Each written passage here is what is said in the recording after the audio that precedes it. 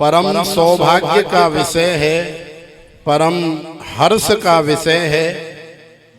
मानव जीवन का सर्वोत्कृष्ट लाभ या सर्वोत्कृष्ट जो फल है या निधि है, वो केवल और केवल भगवान की कथा ही है, सत्संग ही है, कीर्तन ही है, जिसका आनंद अभी हम लोग यहाँ जा रहे गांव में राजा खेड़ा के पास धौलपुर राजस्थान में हमारे श्री सरपंच जी और उनके सुपुत्र रिंकू भाई एवं बंटी भाई और उनके सभी भाई बंधु बांधव उनके परिवार के सहयोग से इस कथा का आनंद हो रहा है। तो प्रेम से बोलो राधे राधे। जैसा कि हम लोग श्रवण कर रहे थे, तो आइए उसी क्रम में, उसी धारा में हम लोग अपने आप को जोड़ने का प्रयास करें। जाए उत्तान पादस्य सुनीति सुरुचिस्तयो सुरुचि प्रेयसी पत्न्युर नेतराय सुतो ध्रुवः नेतराय सुतो ध्रुवः। श्री सुखदेव जी महाराज कह रहे हैं, हे राजन। श्री सनकादि जी महाराज कह रहे हैं, हे नारद जी। और श्री सूत जी महाराज कह रहे हैं कि हे शौनकादि ऋषियों। भोले बाबा कह रहे हैं कि हे भगवती पार्वती। और हमारे मैत्रेय मुनि जी कह रहे हैं कि हे विदुर जी। और हम कह रहे हैं कि हे सरपंच जी और आप सभी माता बहन भाई बंधु सावधान तया शृणु। आज लाला का जन्म होगा, आज हमारे राम जी का भी जन्म होगा, तो आज हमारे अंदर भी बड़ा उत्साह है। और क्यों नहीं होना चाहिए भैया। भगवान हमारे जीवन में चाहे कथा के माध्यम से आए, चाहे सत्संग भजन कीर्तन या सेवा किसी भी माध्यम से भगवान आए, तो जिस दिन भगवान आते हैं उस दिन हमारा जीवन आनंद से, उत्साह से, मधुरता से भर जाता है। तो प्रेम से बोलो राधे राधे। तो आइए भगवान को लाने से पूर्व हम लोग कथाओं का श्रवण करें। जाए उत्तान पादस्य सुनीति सुरुचिस्तयो सुरुचि प्रेयसी पत्न्युर नेतरा यस्सुतो ध्रुवः। कथा आपको हमारी समझ में आ रही है कि नहीं आ रही है? जरा हाथ खड़ा करके बताओ। हाँ, आ रही है। तो देखो, एक राजा है जिनका नाम है उत्तानपाद, और राजा उत्तानपाद की दो रानियां हैं। एक रानी का नाम है सुनीति और एक रानी का नाम है सुरुचि। सुनीति का मतलब है सुष्ठु नीति, माने सुंदर नीति, सुंदर आचरण, सुंदर व्यवहार, सुंदर कार्य करने वाली, अतिथि का आदर सम्मान सेवा करने वाली, घर का सारा कार्य करने वाली, पति की आज्ञा का पालन करने वाली, पति के मनोनुकूल रहने वाली है सुनीति, सुष्ठु नीति। और सुरुचि का मतलब है मनमानी, अपने मन की मनमानी, माने मैं जो कह रहा हूं बस वही सही है, न मुझे शास्त्र की सुननी है, न मुझे वेद की माननी है, और ना ही महापुरुषों की माननी है। अरे मैं कह रहा हूं ना भाई। तो ये क्या है? ये है मनमानी, माने हमारी स्वयं की रुचि, इसका नाम है सुरुचि। राजा उत्तानपाद, उत ऊर्ध्वौ पादौ यस्य सह उत्तानपादः। संसार में रहते हुए भी जो संसार की स्थिति से एक अलग ही स्थिति में उठ करके स्थित रहता है या एक अलग ही स्थिति में विराजमान रहता है, उसका नाम है उत्तानपाद। उत ऊर्ध्वौ पादौ, जिसका पैर जो है संसार में रहते हुए भी हमेशा संसार से उठा रहे, वही उत्तानपाद है। तो देखो, बालक ध्रुव जी महाराज का आगमन होता है तो हम आप सभी माता बहनों से जानना चाहते हैं, भाई बंधुओं से भी जानना चाहते हैं कि राजा एक है, माता दो हैं, पिता एक है, तो एक माँ के गर्भ से एक ही बालक तो जन्म लेगा या दो माँओं के गर्भ से एक बालक का जन्म नहीं होता है।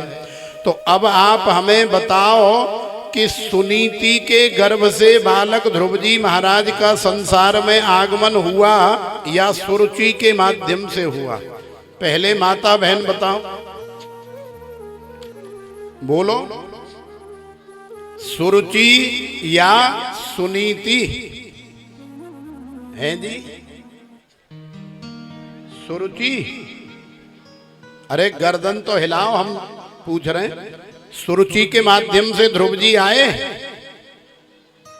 कछु हाँ या ना तो करो, तुम बहुत कथा सुनने वाले सब लोग बैठे।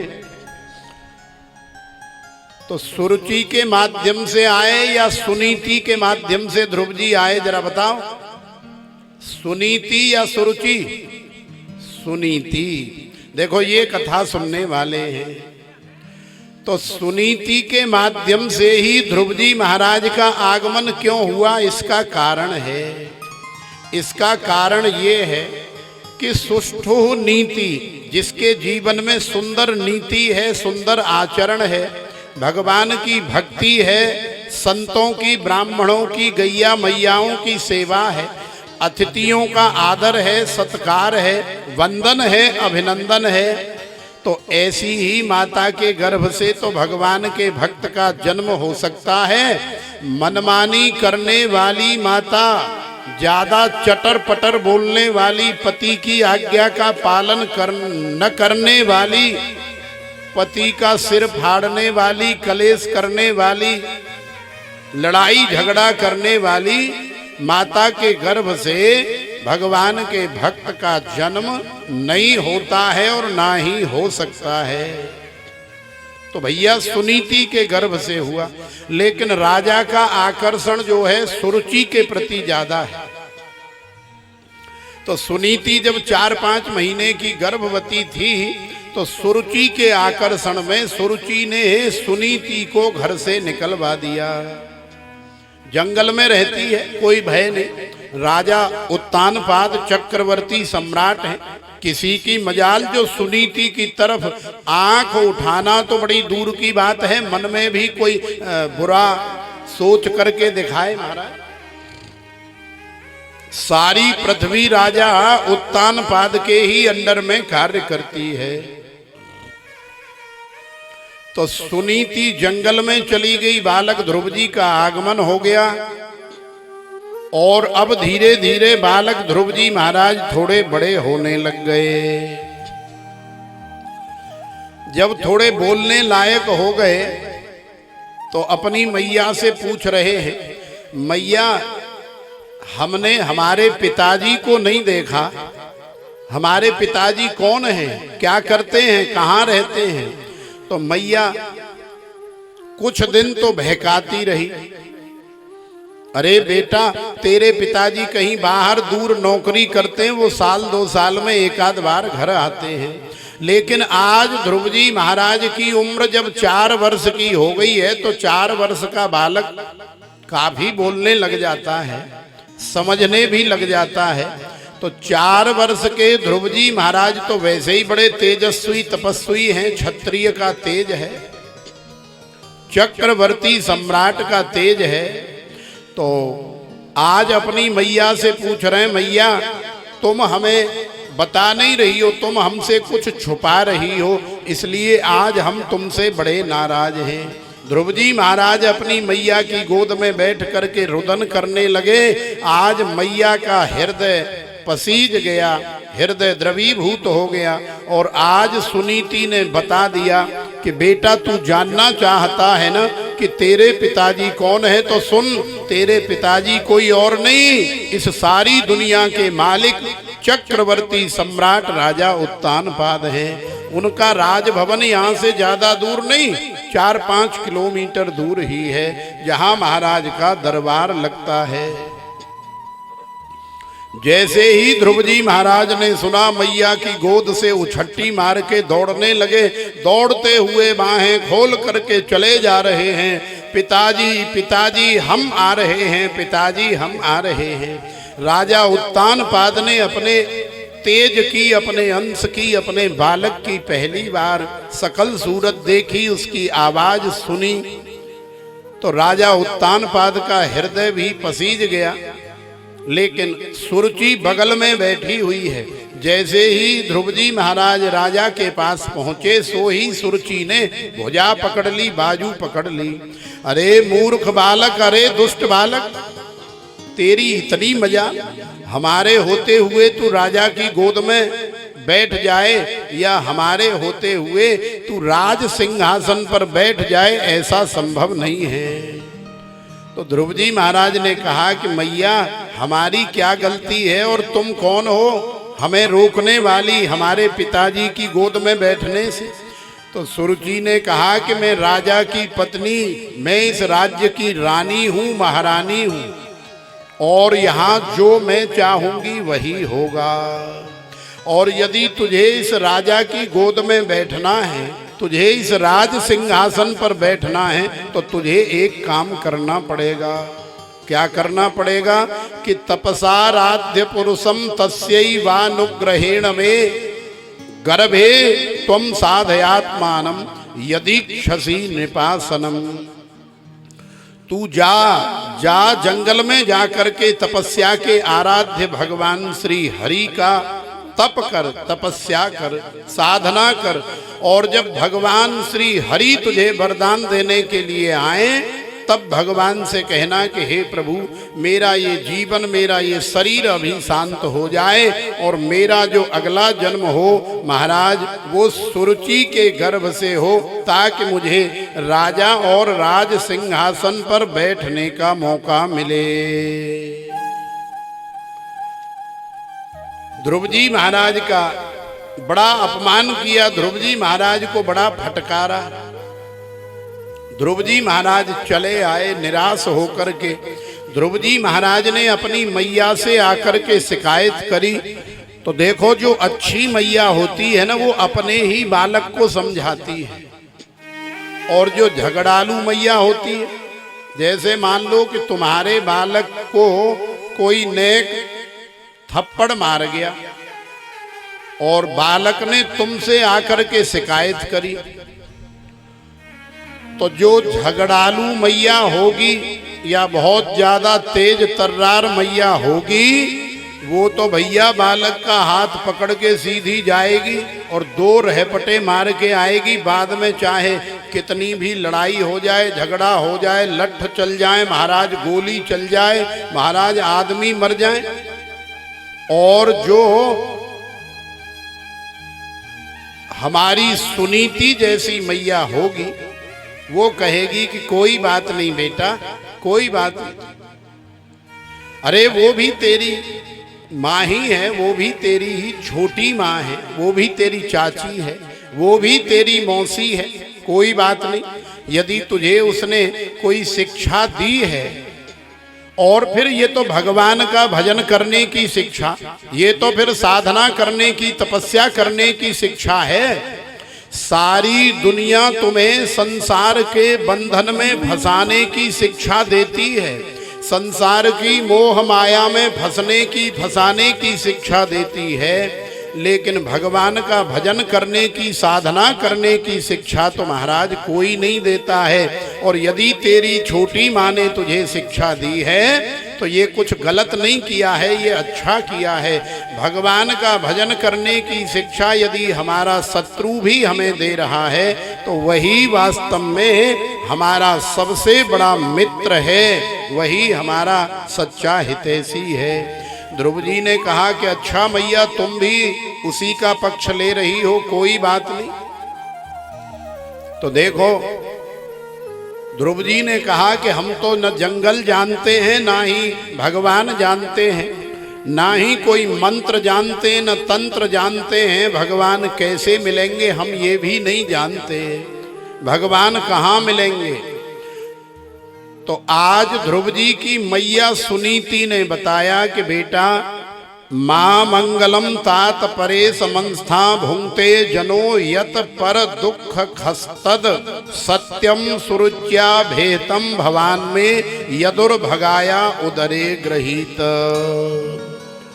बेटा हरि व्यापक सर्वत्र समाना प्रेमते प्रकट होए में जाना वेवेष्ट व्याप्नोति सकलम जगत इति विष्णु ईशावास्यमिदं सर्वं यत किंच जगत्याम जगतः जीवो ब्रह्मो नापरः ममैवांसो जीवलोके जीवभूतः सनातनः मनः षष्ठान इंद्रियाणि प्रकृति स्थान कर्षति।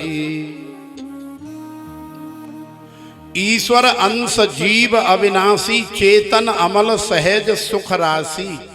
बेटा कण कण में भगवान समाये हुए हैं, हर जड़ चेतन में भगवान समाये हैं। अब भगवान को प्रकट करने के लिए तुम्हारे पास भाव होना चाहिए, तुम्हारे पास सेवा और श्रद्धा होनी चाहिए। बाकी भगवान तो हर जगह व्याप्त है। तो आज ध्रुव जी महाराज जंगल में गए और जंगल में जैसे ही ध्रुव जी महाराज पहुंचे तो सबसे पहले भगवान की ही कृपा से, क्योंकि बिना भगवान की कृपा के संतों का दर्शन नहीं होता है। अब मोहे भा भरोस हनुमंता बिनु हरि कृपा मिले नहीं संता। तो नारद जी महाराज संत हैं, संत शिरोमणि हैं, देवर्षि हैं। नारद जी महाराज का मिलन हो गया ध्रुव जी से।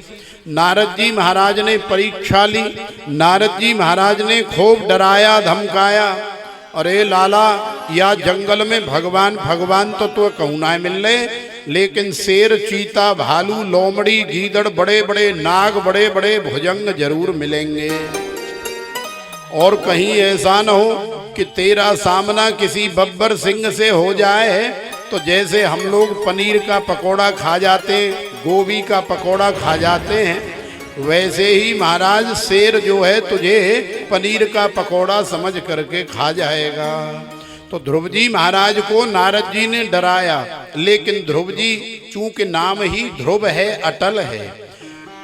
ध्रुव माने अटल, जो टल नहीं सकता, जो एक बार जहां जिस रास्ते पर चल गया वो पीछे मुड़ करके नहीं देखता, बिना मंजिल के प्राप्त किए वो पीछे नहीं हटता। तो नारद जी ने देखा कि ये तो संस्कारी बालक है, ये तो ध्रुव है, ये नहीं हटेगा। तो नारद जी रीझ गए, प्रसन्न हो गए। नारद जी ने ध्रुव जी को चेला बना लिया, गुरु मंत्र दे दिया, ओम नमो भगवते वासुदेवाय। ले बेटा या मंत्र की तो इतनी माला करनी है और आगे जा यमुना महारानी के किनारे मधुवन में बैठ करके भजन कर, हमारा आशीर्वाद है। नारदो देव दर्शन नारम ज्ञानम ददाति इति नारदः नारम अज्ञानम खंडयति इति नारदः। नारद जी का जिसे दर्शन हो जाए उसे भगवत दर्शन अवश्य होता है। ध्रुव जी महाराज गए, ध्रुव जी महाराज ने जाकर के भजन किया। 3 दिन में एक बार घास खाते हैं, बस केवल घास। फिर 6 दिन में कुछ पत्ते खाते हैं। फिर ऐसे ही 9 दिन में ध्रुव जी महाराज कुछ फूल खाते हैं। और फिर 1 महीने में ध्रुव जी महाराज बस एक बार खाते हैं, कोई फल इत्यादि खा लिया। फिर ध्रुव जी महाराज 3 महीने में एक बार खाते हैं। और फिर ध्रुव जी महाराज 4 महीने में, 5 महीने में तो ध्रुव जी महाराज ने जल और वायु का भी त्याग कर दिया। माने अब न घास, न फूल, न फल, न पत्ता, भोजन का तो महाराज जंगल में कोई नाम ही नहीं है। अब तो जो जल पीते थे यमुना जी का, वो जल भी छोड़ दिया। जो वायु पान करते थे, माने सांस लेते थे, सांस लेना भी छोड़ दिया। जैसे ही ध्रुव जी महाराज ने सांस लेना छोड़ा, आज तो महाराज गजब हो गया। सारी दुनिया की सांस अटकने लग गई। और सारी दुनिया की ही नहीं, देवी देवता भी घबराए। ब्रह्मा जी को लगा कि हमें सांस की बीमारी हो गई। अरे अरे छोरा लइयो बा इनहेलर, वो मेडिकल पे जो इनहेलर मिलता है ना, मुंह में ऑक्सीजन देने वाला, तो ब्रह्मा जी ने 2-4 इनहेलर मंगा लिए, खूब सांस ली, लेकिन कोई फायदा नहीं हो रहा है। इंद्र ने भी खूब बड़े बड़े उपचार कर लिए, लेकिन फिर भी सांस अटक रही है। तो फिर ब्रह्मादि और इंद्रादि सभी देवता इकट्ठे होकर के भगवान श्रीमन नारायण की क्षीर सागर में शरण में गए। भगवान की शरण में त्राहिमाम त्राहिमाम त्राहिमाम, हे प्रभु हमें बचाओ, हमारी सांस अटक रही है, हम सब मर जाएंगे। तो भगवान ने कहा कोई बात नहीं, आओ आओ देवताओं। नैवं विदामो भगवन् प्राणरोधम चराचरस्याखिल सत्वधाम्नः विधेहि तन्नो व्रजनाद् विमोक्षम् प्राप्ता वयं त्वां शरणं प्रपन्नम् प्राप्ता वयं त्वां शरणं प्रपन्नम्। तो सारे देवताओं ने भगवान से प्रार्थना करी। भगवान ने कहा कोई बात नहीं, आप चिंता न करो, माम भैष्ट, माने डरो मत, हम तुम्हारे साथ हैं। अरे मेरा एक नन्हा सा प्यारा सा बालक जो है बड़ी कठोर साधना कर रहा है, तपस्या कर रहा है, मैं बहुत जल्दी से उसे देखने के लिए जाऊंगा, उसका दिव्य दर्शन करने जाऊंगा।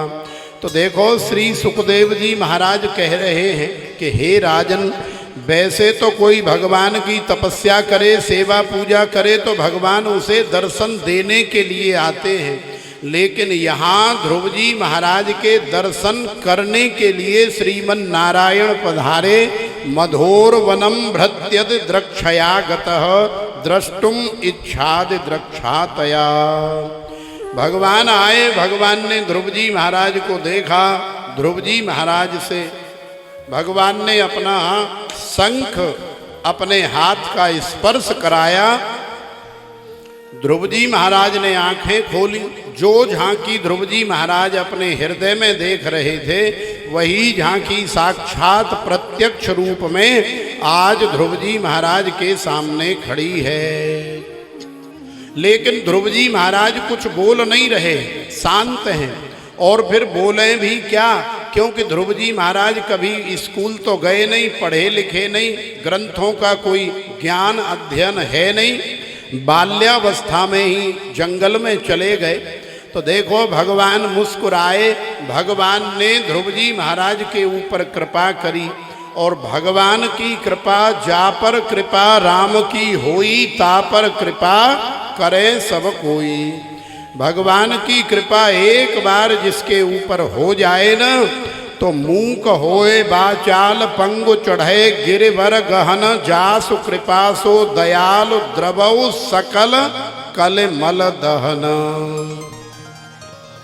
मूकम करोति वाचालम पंगुम लंघयते गिरिम, यत् कृपा तमहम वंदे परमानंद माधवम। भगवान की कृपा हो गई तो फिर वेद भगवान भी ध्रुव जी महाराज के कंठ में आकर के विराजमान हो गए। श्रुति स्मृति समस्त शास्त्र और पुराण जो है ध्रुव जी महाराज के मन मस्तिष्क में समा गए। और आज फिर ध्रुव जी महाराज ने भगवान की बड़ी सुंदर स्तुति का गायन किया है।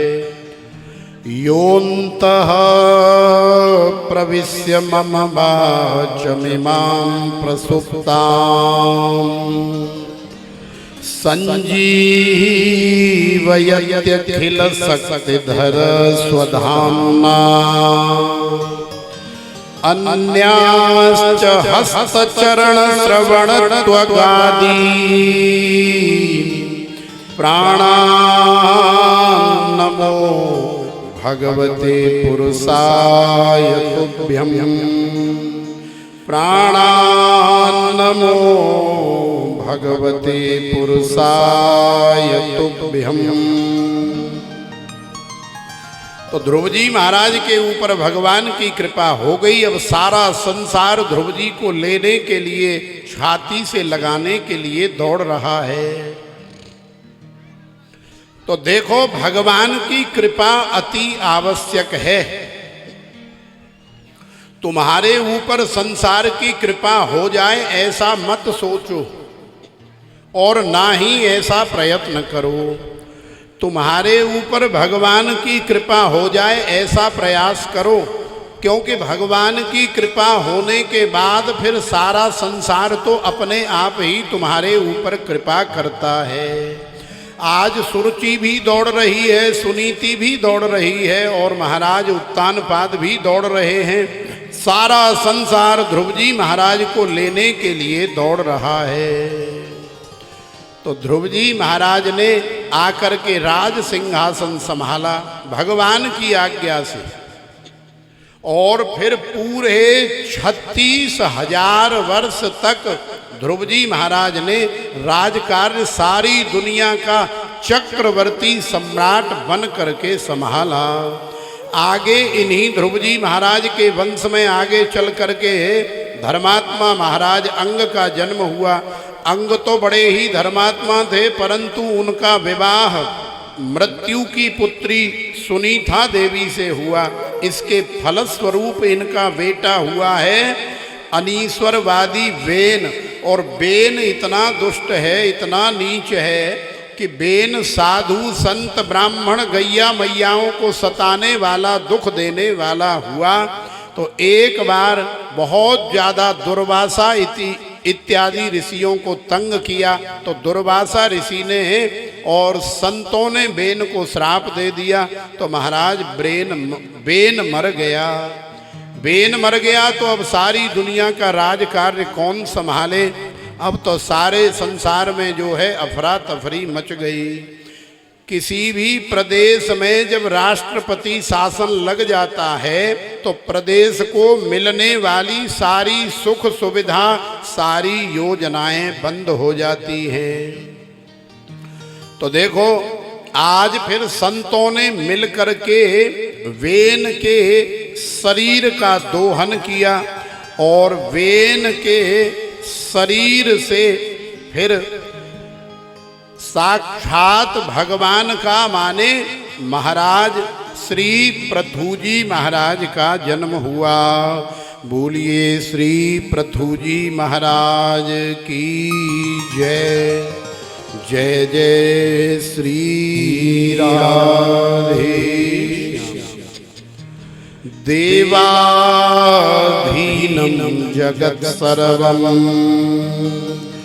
मंत्राधीनाश्च देवता ते मंत्रा ब्राह्मणाधीना तस्मात् ब्राह्मण दैवतम् तस्मात् ब्राह्मण दैवतम्। देखो सारा संसार देवताओं के अधीन है और देवता जो है मंत्रों के अधीन है। और मंत्र कहाँ से निकलते हैं? मंत्र निकलते हैं साधु संत और ब्राह्मणों के मुख से। चीमटा बजा लेने से या ढोलक में लकड़ी लगा करके तड़तड़ करने से मंत्र नहीं निकलते, कोई स्वर या ताल नहीं निकलता है। मंत्र निकलते साधु संत ब्राह्मणों के मुख से, जिसने वेद का, शास्त्र का, पुराणों का अध्ययन किया है। और उन्हीं मंत्रों के अधीन सारे देवता रहते हैं। इसलिए हमें हमेशा ध्यान रखना चाहिए कि साधु संत ब्राह्मणों की कृपा होगी तभी हमें वास्तव में असली कथा मिलेगी, असली मंत्र सुनने को मिलेंगे और फिर भगवत प्राप्ति भी होगी। आगे इसी वंश में महाराज पृथु के बाद राजा प्राचीन बरही का जन्म हुआ। तो राजा प्राचीन बरही ने भी सारी दुनिया का शासन किया, लेकिन राजा प्राचीन बरही हिंसावादी हैं। हिंसावादी का मतलब है मुर्गा खाने वाले, बकरा खाने वाले, भैंसा सूअर पड्डा पड़िया सब खाने वाले। ये कौन है? हिंसावादी। माने इन्हें किसी की हिंसा करने में, गला काटने में जरा सा भी कोई परहेज नहीं, कोई दुख दर्द नहीं। लेकिन आज नारद जी महाराज का जब राजा प्राचीन बरही से मिलन हुआ तो नारद जी ने समझाया, बोले बेटा ये जो तू कर रहा है ये ठीक नहीं है। क्यों ठीक नहीं है? क्योंकि कर्म प्रधान विश्व रचि राखा, जो जस कर सो तस फल चाखा, अवश्यमेव भोक्तव्यम कृतम कर्म शुभाशुभम। बेटा आज तू मुर्गा को काट रहा है, एक दिन आएगा कि मुर्गा आदमी बन के तुझे काटेगा। आज तू बकरा को काट रहा है, बकरी को काट रहा है, एक दिन आएगा कि बकरा बकरी तुझे काटेंगे। ऐसे ही तड़पाएंगे जैसे तू तड़पा रहा है, तुझे तू तो उबाल के खा रहा है, वो तुझे कच्चा खा जाएंगे। तो राजा प्राचीन बरही को विश्वास नहीं हुआ। ये कथा सुनी कभी आपने भागवत में? सुनी? तो क्या सुना था? तो देखो ये भागवत की कथा है। भागवत कभी घर में बैठ करके पढ़ करके देखो। तो राजा प्राचीन बरही को नारद जी ने अपने तपोबल से, अपनी दिव्य शक्ति से आकाश की ओर मुंह कराया। बोले देख बेटा, ये जितने मुर्गा खाए, जितने बकरा खाए, जितने अंडा खाए, जितनी हिंसा तूने करी है आज तक, ये सारे के सारे आकाश में मुंह खोल करके और सब तैयार खड़े हैं। जैसे ही तू मरेगा फिर देखना तेरे कैसे ये चीथड़े उड़ाएंगे, कैसे तुझे नोच नोच करके बदला लेंगे, खा जाएंगे। जब राजा प्राचीन बरही ने अपनी आंखों से साक्षात देखा तो राजा प्राचीन बरही ने कहा कि गुरुदेव मेरे से गलती हो गई, इतनी भयंकर हिंसा मैंने कर दी, क्या इससे बचने का कोई उपाय नहीं है? तो राजा प्राचीन बरही को नारद जी महाराज ने कहा कि हाँ उपाय तो है, इसका केवल एक ही उपाय है और वो उपाय है महापुरुषों की सेवा करना, महापुरुषों की चाकरी करना, ब्राह्मणों को भोजन कराना, ब्राह्मणों को दक्षिणा देना, गैया मैयाओं का ध्यान रखना, देश की राष्ट्र की सेवा करना। और आज से ही तू अहिंसावादी बन जा, यही उपाय है। तो नारद जी की कृपा से, नारद जी की दया से राजा प्राचीन बरही अहिंसावादी बन गए। अहिंसा परमो धर्म, मातृदेवो भव, पितृदेवो भव, आचार्य देवो भव। स्वागत के लिए हम बुलाएंगे, 3 बजे का समय है। हाँ तो कोई नहीं, कथा में डिस्टर्ब नहीं करते, कथा का आनंद लो। हमें 10 रुपए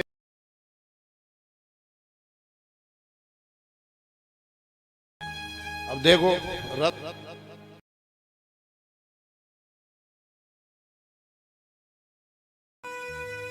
देखो 3 बजे से 3:30 बजे तक का हमने समय रखा है। उससे पहले कथा शुरू होने से पहले जो आना चाहे मंच पे आ जाए, कोई आपत्ति नहीं।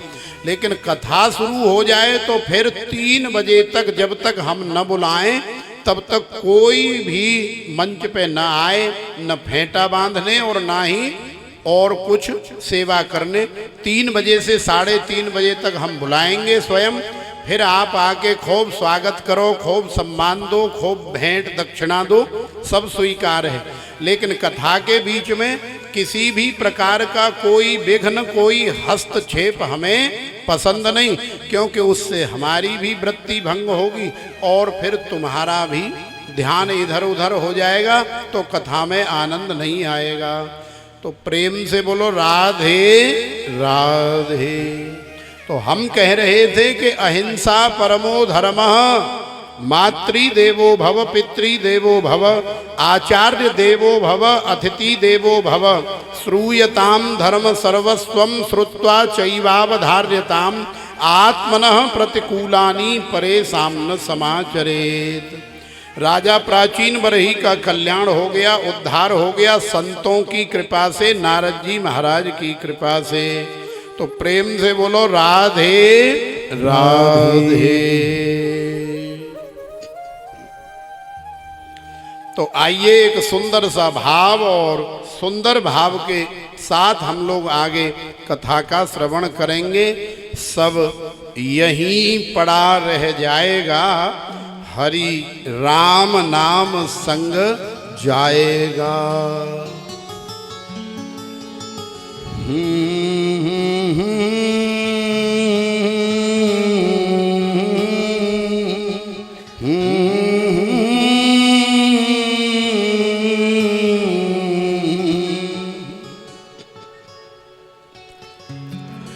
हो सब यहीं पड़ा रह जाएगा, हरि राम नाम संग जाएगा। सब यहीं पड़ा रह जाएगा, हरि राम नाम संग जाएगा। सब यहीं पड़ा रह जाएगा, हरि राम नाम संग जाएगा। सब यहीं पड़ा रह जाएगा, हरि राम नाम संग जाएगा। हरि राम नाम संग जाएगा, हरि राम नाम संग जाएगा। हरि राम नाम संग जाएगा, हरि राम नाम संग जाएगा। सब यहीं पड़ा रह जाएगा, हरि राम नाम संग जाएगा। सब यहीं पड़ा रह जाएगा, हरि राम नाम संग जाएगा।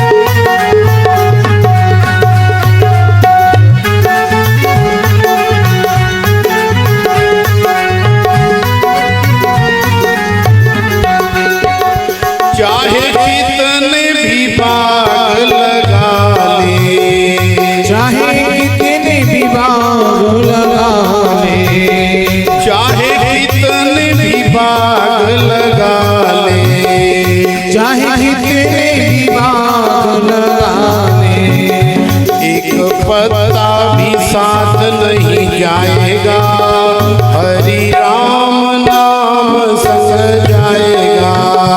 एक पत्ता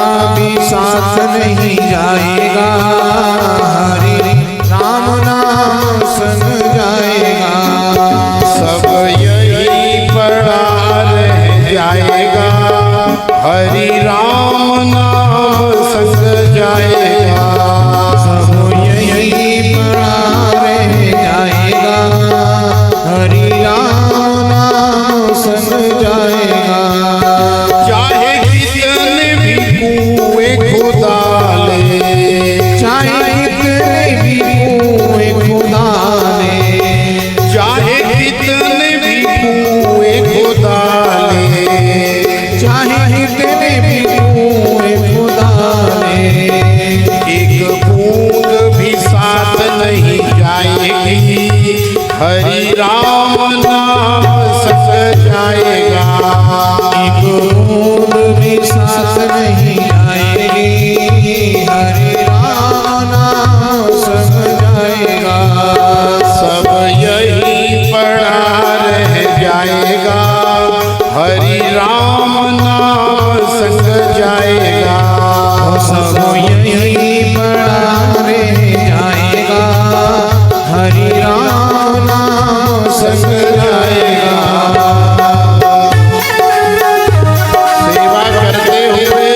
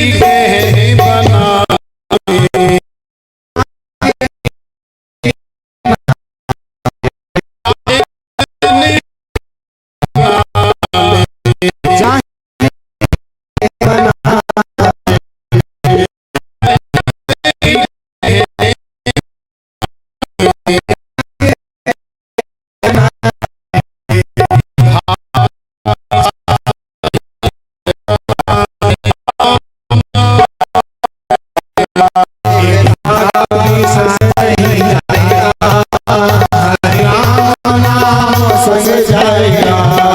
सब यही पड़ा रह जाएगा, हरि राम नाम संग जाएगा।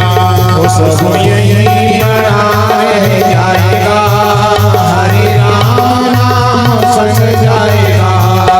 हरि राम नाम संग जाएगा, हरि राम नाम संग जाएगा। हरि राम नाम संग जाएगा। हरि राम नाम संग जाएगा। सब यही पड़ा रह जाएगा, हरि राम नाम संग जाएगा। वो सब यही पड़ा रह जाएगा, हरि राम नाम संग जाएगा। सब यही पड़ा रह जाएगा, हरि राम नाम संग जाएगा। वो सब यही पड़ा रह जाएगा, हरि राम नाम संग जाएगा। हरि राम नाम संग जाएगा, हरि राम नाम संग जाएगा।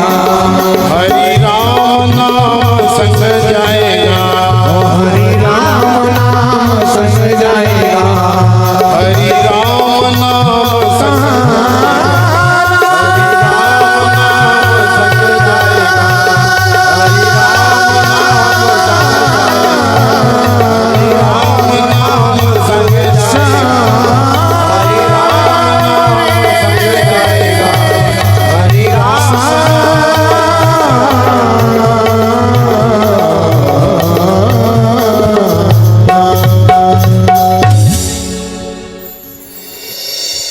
जय जय श्री राम।